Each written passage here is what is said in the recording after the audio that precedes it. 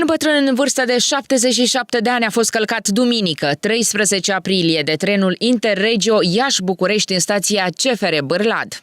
Polițiștii din cadrul postului de poliție Transporturi Feroviare Bârlad au fost sesizați cu privire la faptul că trenul Interregio 1666, care circula din direcția Iași către București, la intrare în stația CFR Bârlad, a acroșat și a accidentat o persoană de sex masculin.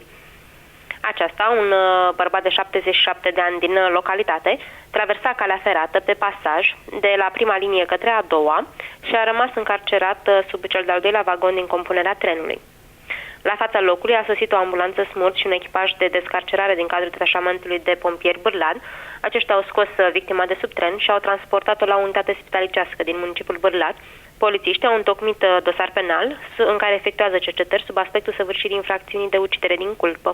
Victima a încercat să traverseze calea ferată de la linia 1 la linia 2 pe pasaj. Chiar în acel moment a plecat din stație trenul Interregio Iași-București și l-a prins pe bătrân sub al doilea vagon. În urma unor leziuni multiple, fractură de os frontal cu înfundare, multiple fracturi costale, fractură de bazin, a decedat la circa 40 de minute după prezentarea la spital.